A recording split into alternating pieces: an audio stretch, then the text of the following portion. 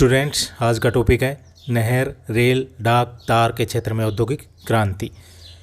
नहरों का निर्माण। भारी सामान के परिवहन में अधिक खर्च होने के कारण ब्रिटिश सरकार ने नहरें बनवाना शुरू की। फ्रांस यूरोप का प्रथम देश था जहां मुख्य नदियों को नहरों से जोड़ने का कार्य शुरू हुआ, परंतु इंग्लैंड नहरों के निर्माण क्षेत्र में फ्रांस से भी आगे निकल गया।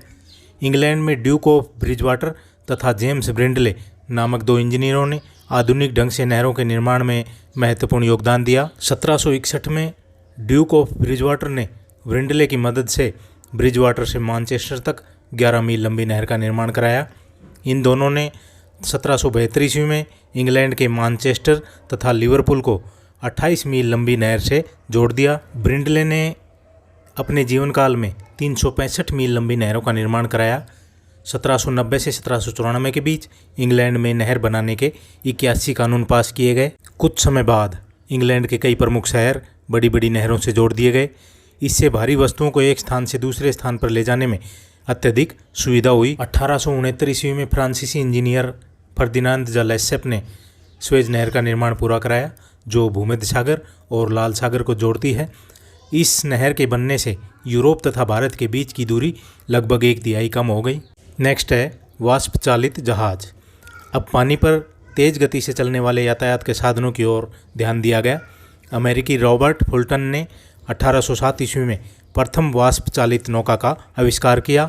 जब उसकी वाष्प चालित नौका क्लेमोंट पहली बार हडसन नदी में चली तो कुछ लोगों ने इसे शैतान का औजार कहा। इसके बाद जहाज अत्यधिक विकसित होते चले गए। प्रथम बार समुद्र पार करने वाली स्टीम बोट सीरियस ने 1838 ईस्वी में अटलांटिक महासागर को 18 दिन में पार किया।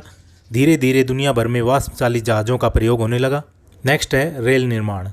1801 ईस्वी में एक रेलवे कंपनी ने 2 नगरों वेड्सवर्थ तथा क्रॉपडॉन नगर के बीच रेल की पटरी बिछाई। इन रेल मार्गों पर घोड़ों द्वारा वैगन को खींचा जाना था। इस काल का सबसे उपयोगी आविष्कार 1814 ईस्वी में एक अंग्रेज जॉर्ज स्टीफेंसन ने प्रसिद्ध भाप इंजन रॉकेट का आविष्कार किया।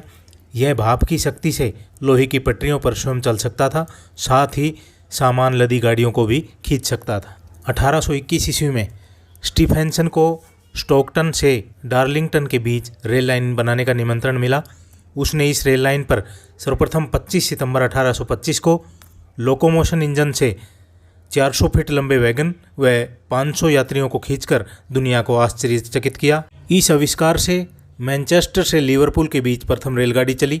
यह इंजन 12 मील प्रति घंटा की चाल से चलता था। इंग्लैंड के मुख्य नगरों को रेल लाइनों से जोड़ा गया।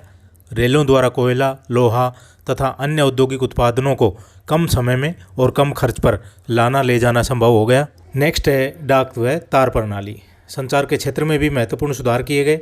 रोलैंड हिल नामक अंग्रेज ने आधुनिक डाक प्रणाली की नींव रखी। इस व्यवस्था में 1 पेंस की टिकट से इंग्लैंड में कहीं पर भी पत्र भेजा जा सकता था।